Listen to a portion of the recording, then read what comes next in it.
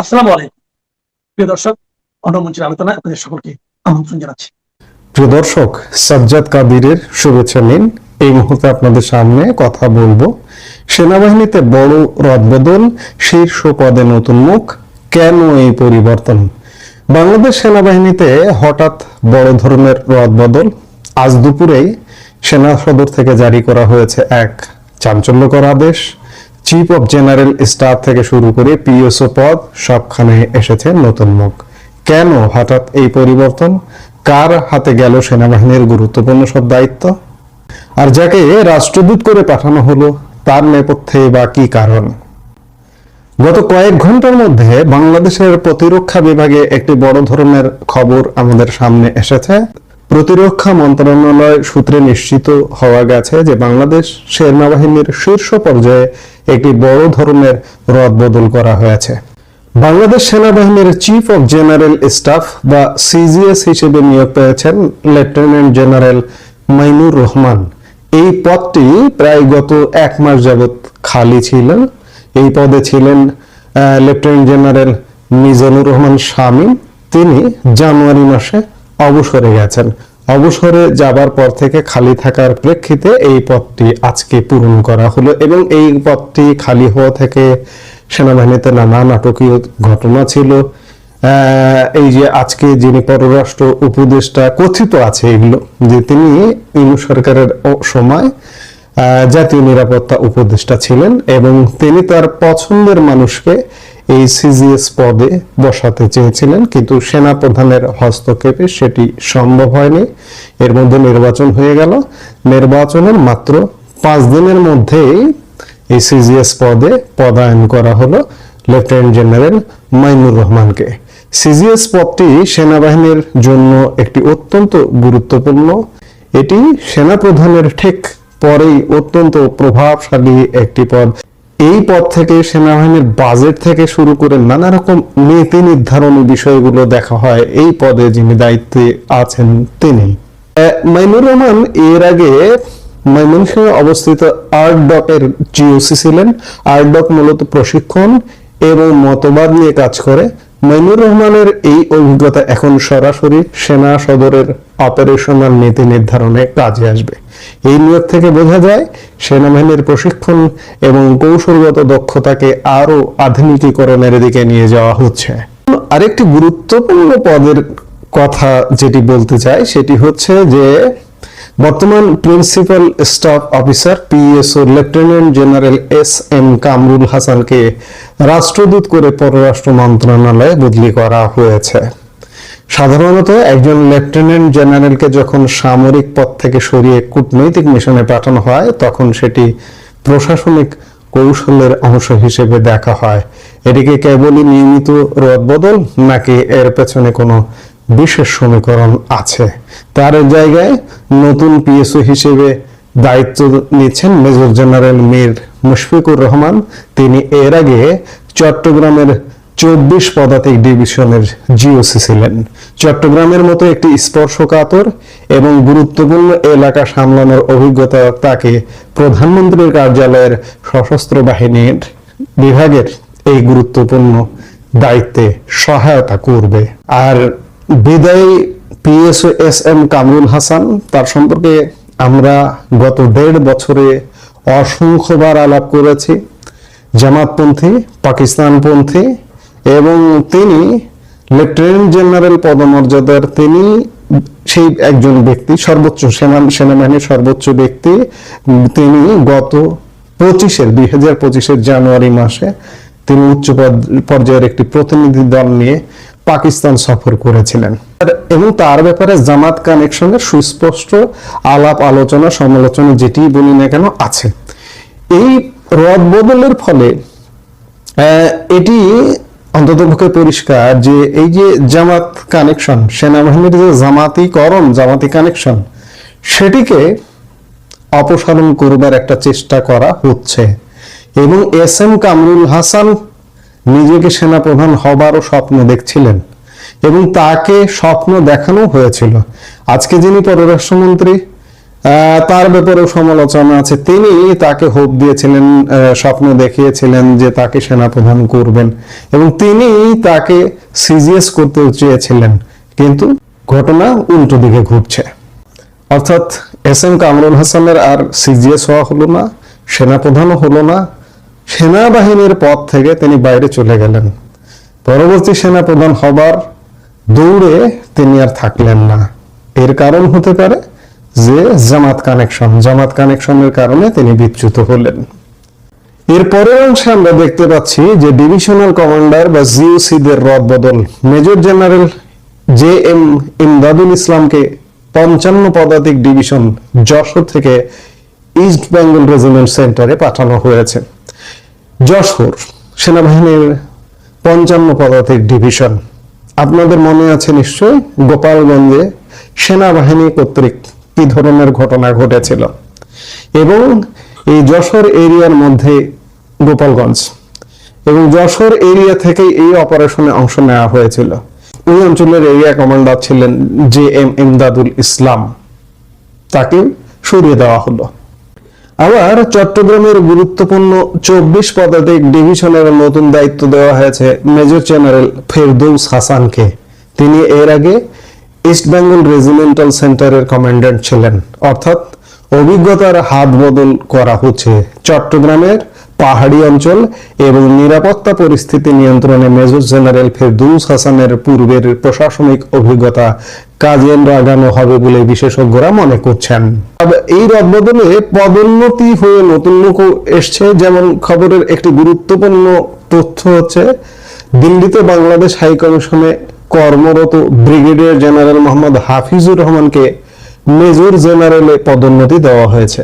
তাকে যশোরের 55 পদাতিক ডিভিশনের জিওসি করা হয়েছে। বিদেশের মাটিতে কাজ করা একজন সামরিক কর্মকর্তাকে সরাসরি মাঠ পর্যায়ে বড় কমান্ডে ফিরিয়ে আনা একটি ইতিবাচক দিক। এবং কোথায় কাজ করেছেন? দিল্লিতে।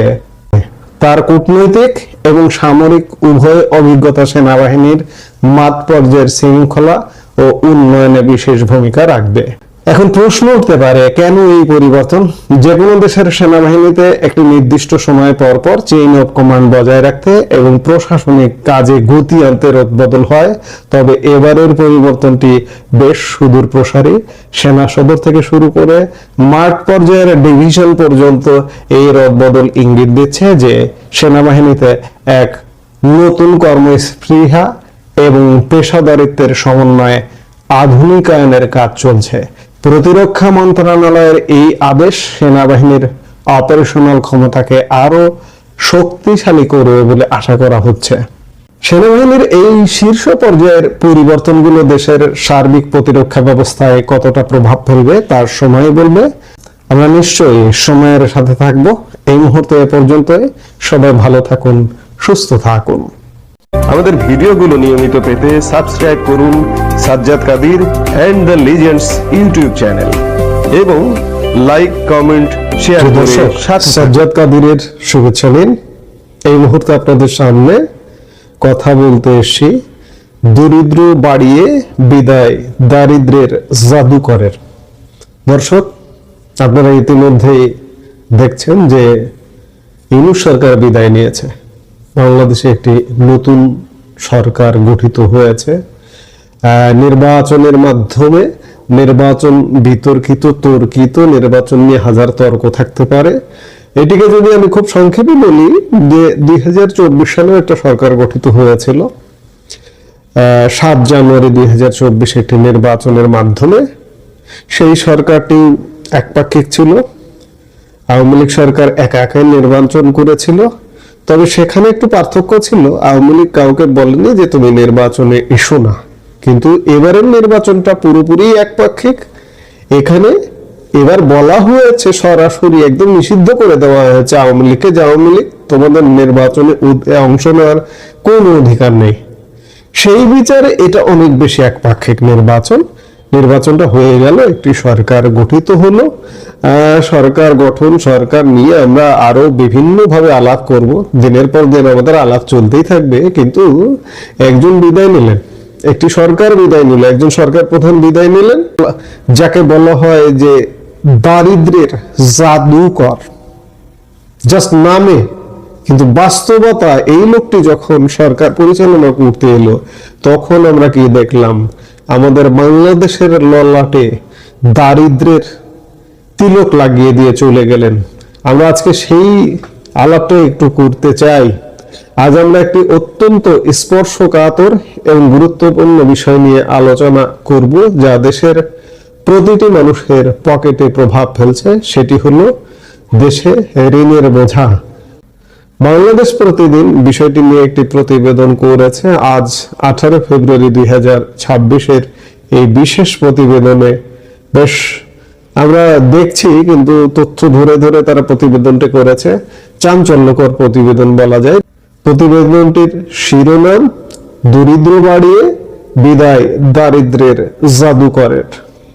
আপনারা জানেন যে আওয়ামী লীগ সরকার পতনের পর 2024 সালের 8ই আগস্ট শান্তিতে নোবেল জয়ী ডক্টর মোহাম্মদ ইউনূস অন্তর্বর্তী সরকারের দায়িত্ব নিয়েছিলেন। তখন সবার প্রত্যাশা ছিল আকাশচুম্বী, কিন্তু 1.5 বছর পর যখন তিনি বিদায় নিচ্ছেন তখন হিসেবটা কেমন? আওয়ামী লীগ সরকার 17 বছরে যে ঋণ রেখে গিয়েছিল 18 লাখ কোটি টাকা, ডক্টর ইউনূসের 1.5 বছরে তা দাঁড়িয়েছে 23 লাখ কোটি টাকায়, অর্থাৎ মাত্র 18 মাসে 5 লাখ কোটি টাকার নতুন ঋণের বোঝা। আওয়ামী লীগ সরকার 18 লাখ কোটি টাকা ঋণ বাড়ালো কেন, কিভাবে, সেটি একটু দেখার বিষয়। যে আওয়ামী লীগ সরকার যখন প্রথম দায়িত্ব নিয়েছিল 2009 সালে, তখন বাংলাদেশের ঋণের পরিমাণ ছিল মাত্র 2,76,830 কোটি টাকা। আওয়ামী লীগ যখন দায়িত্ব ছাড়ে 15 বছরে ঋণ দাঁড়ায় 18,35,000 কোটি টাকা, অর্থাৎ 15 বছরে ঋণ বেড়েছে 15,58,000 কোটি টাকা। 15 বছরে 15,58,000 কোটি টাকা। আর ইউনূস সরকার 1.5 বছরে ঋণ বাড়িয়েছে 5 লাখ কোটি টাকা। আপনাদের একটু তুলনামূলক দেখা দরকার। আওয়ামী লীগ সরকার 2009 সালে যখন ক্ষমতা নেয় তখন 2,76,000 কোটি টাকা যে ঋণ, তখন বাংলাদেশের অর্থনীতি কি ছিল? তখন বাংলাদেশের অর্থনীতির সাইজ ছোট ছিল। তখন বাংলাদেশের অর্থনীতির আপনি বাজেটের কথা যদি চিন্তা করেন, তখন মাত্র 1,16,00,000 কোটি টাকা, 1,13,000 কোটি টাকা। প্রথম বছর 2009 সালে যখন আওয়ামী লীগ প্রথম বাজেট করে, তখন মাত্র 1,13,000 কোটি টাকার বাজেট ছিল। 2024 সালে আওয়ামী লীগ সরকারের সর্বশেষ যে বাজেটটি 8 লক্ষ কোটি টাকার। এই সময়ে এই 9 থেকে 2024 পর্যন্ত আওয়ামী লীগ সরকারের হাত ধরে বাংলাদেশের কি উন্নয়ন কম হয়েছে? বাংলাদেশের অর্থনীতির চেহারা পাল্টে গেছে। বাংলাদেশে পদ্মা সেতু হয়েছে, মেট্রো রেল হয়েছে, রূপপুর পারমাণবিক বিদ্যুৎ কেন্দ্র হয়েছে, কর্ণফুলী টানেল হয়েছে, এয়ারপোর্টে 3rd টার্মিনালের মতো সুদৃশ্য টার্মিনাল হয়েছে, রাস্তাঘাট ঝকঝকে হয়েছে, তকতকে হয়েছে, অর্থনীতির সাইজ অনেক বড় হয়েছে। 8 লক্ষ কোটি টাকার বাজেট দিয়েছে সেই সরকার 15 বছরে 15 লক্ষ কোটি টাকা ঋণ করেছে, কিন্তু ইউনূস করেছে 1.5 বছরে 5 লক্ষ কোটি টাকা। ইউনূস কি অর্থনীতির সাইজ বাড়িয়েছিল? বাজেট কি 8 লক্ষ কোটি টাকা পার করে দিয়েছিল? না, বরঞ্চ আওয়ামী লীগ সরকারের সর্বশেষ যে বাজেট ছিল তার থেকে বাজেট কম ছিল। বিনিয়োগ, অর্থনীতি নতুন 1.5 বছরে কি হয়েছে? কিন্তু 5 লক্ষ কোটি টাকা ঋণ বাড়াতে হলো কেন? এটি কিন্তু মোটা দাগের একটি প্রশ্ন। বাংলাদেশ প্রতিদিন তাদের প্রতিবেদনের শুরুতেই ডক্টর ইউনূসের একটি বিখ্যাত দর্শনের কথা বলেছে, দারিদ্র্যকে জাদুঘরে পাঠানো। কিন্তু বাস্তবতা কি বলছে? বিশ্বব্যাংকের হিসেব অনুযায়ী ডক্টর ইউনূসের এই 18 মাসের শাসনামলে দেশে নতুন করে 30 লাখ মানুষ দরিদ্র হয়েছে। যে মানুষটি সারা বিশ্বে দারিদ্র বিমোচনে মডেল হিসেবে পরিচিত, গাল গল্প দিয়ে বেড়ান, তার নিজের দেশে কেন দারিদ্র বাড়লো? অর্থনীতিবিদরা বলছেন রাষ্ট্রীয় কাঠামো সংস্কারের যে বিশাল সুযোগ তিনি পেয়েছিলেন তা কাজে লাগাতে তিনি ব্যর্থ হয়েছেন। জাহাঙ্গীরনগর বিশ্ববিদ্যালয়ের সাবেক ভিসি প্রফেসর আব্দুল বায়েস প্রতিবেদনে উল্লেখ করেছেন যে প্রবাসী আয় ও রিজার্ভ বাড়লেও অর্থনীতির অন্য সব সূচক ছিল নিম্নমুখী। প্রবাসী আয় তো ডক্টর ইউনূস বাড়ানোর কোনো কৃতিত্ব নাই, আর রিজার্ভ বাড়ানোরও কোনো কৃতিত্ব নাই। আপনার ব্যয় নেই, আয় আসছে, রেমিটেন্স আসছে, রিজার্ভে সেটি জমা হয়েছে। ব্যয় আপনি কিভাবে করবেন? গত 1.5 বছরে কোনো বৈদেশিক বিনিয়োগ হয়নি। মূল যে ব্যয়টা হয় বিনিয়োগে, মূলধনী যন্ত্রপাতি কিনতে হয় বিদেশ থেকে। গত 1.5 বছরে মূলধনী কোনো যন্ত্রপাতি কেনা হয়নি, যার কারণে আপনি রিজার্ভের টাকাটা জমা হয়ে গেছে। আমাদের করোনা কালে যেমন ছিল, কোভিড কালে সেই সময়েও কিন্তু বিনিয়োগ হয়েছে। অথচ কোভিড কালের চেয়ে ভয়াবহ অর্থনৈতিক কাল ছিল ডক্টর ইউনূসের অর্থনৈতিক সময়। বিনিয়োগ আসেনি, শিল্প উৎপাদন কমেছে, যার সরাসরি ফল হচ্ছে বেকারত্ব ও দারিদ্র্য বৃদ্ধি। একটি দেশের মেরুদণ্ড হলো তার বেসরকারি বিনিয়োগ। প্রতিবেদনে বলা হয়েছে 2024 সালে জুন পর্যন্ত বেসরকারি খাতের গড় বিনিয়োগ ছিল জিডিপির 24%, কিন্তু 2025 সালের জুনে তা কমে দাঁড়ায় 22.48%। গত 4 দশকের মধ্যে বিনিয়োগের এই পতন নজিরবিহীন। কেন বিনিয়োগকারীরা মুখ ফুরিয়ে নিলেন? কারণ ছিল আস্থার সংকট। শুধু যে বেসরকারি খাত তা নয়, সরকারি বিনিয়োগ বা বার্ষিক উন্নয়ন কর্মসূচি এডিপি বাস্তবায়নের হারও গত 10 বছরের মধ্যে সর্বনিম্ন পর্যায়ে ঠেকেছিল। জুলাই থেকে নভেম্বর পর্যন্ত এডিপি বাস্তবায়নের হার ছিল মাত্র 11%, অর্থাৎ সরকার টাকা খরচ করে উন্নয়ন কাজও করতে পারেনি। যখন উন্নয়ন কাজ থমকে যায়, তখন নতুন কর্মসংস্থান তৈরি হয় না, আর মানুষ গরিব হতে থাকে।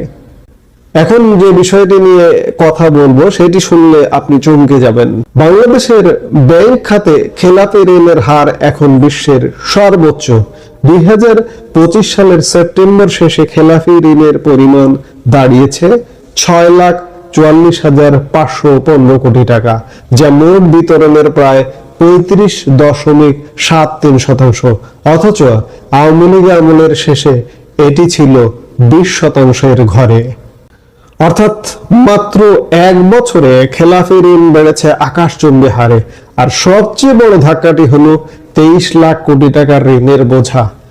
আওয়ামী লীগ সরকার 17 বছরে যে ঋণ রেখে গিয়েছিল 18 লাখ কোটি, ডক্টর ইউনূসের 1.5 বছরে সেই ঋণের পাহাড়কে নিয়ে গেছেন 23 লাখ কোটিতে। এই যে 5 লাখ কোটি টাকার বাড়তি ঋণ, এর সুদ গুনতে হবে আপনাকে এবং আমাকে। প্রশ্ন উঠছে, এই টাকা কোথায় গেল? যদি বিনিয়োগ না বাড়ে, উন্নয়ন কাজ না হয়, তবে ঋণের এই বিপুল অর্থ কোথায় গেল? বাংলাদেশ প্রতিদিনের প্রতিবেদনে আরো কিছু গুরুতর অভিযোগ আনা হয়েছে।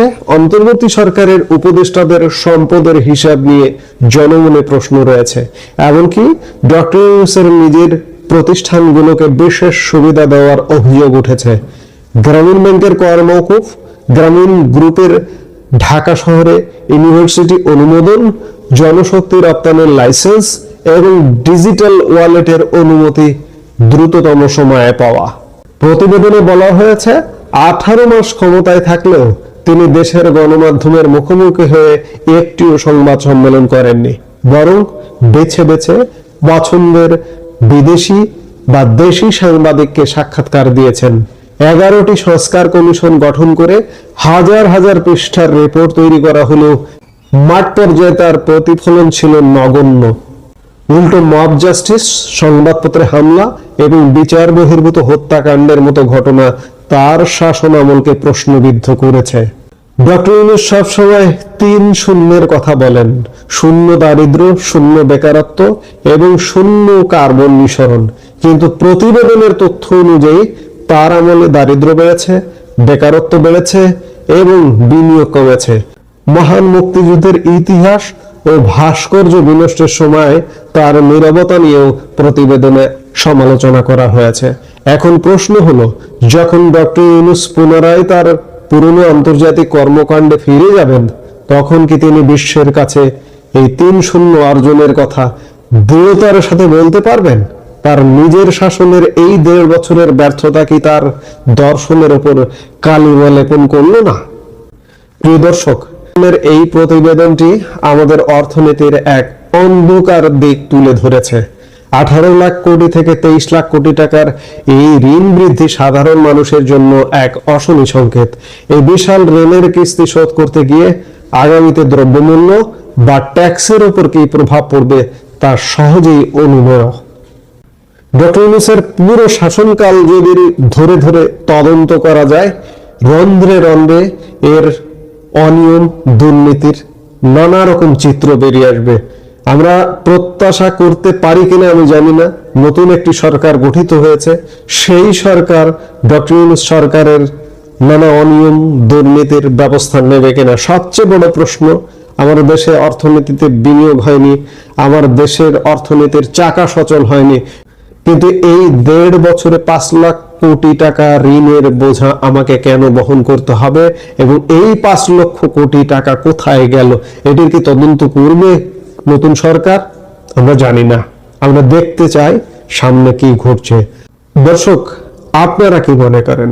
ডক্টর ইউনূস কি আসলেই সুযোগ হারিয়েছেন, নাকি সময় কম ছিল, নাকি দুর্নীতির পাহাড় গজিয়ে রেখে পাহাড় বানিয়ে বিদায় নিয়েছেন? আপনাদের মতামত আমাদের কমেন্টে জানাতে পারেন। এই মুহূর্তে এ পর্যন্ত। সবাই ভালো থাকুন, সুস্থ থাকুন। আমাদের ভিডিওগুলো নিয়মিত পেতে সাবস্ক্রাইব করুন Sajjad Kadir and the Legends YouTube channel এবং লাইক, কমেন্ট, শেয়ার করে সাথে থাকুন।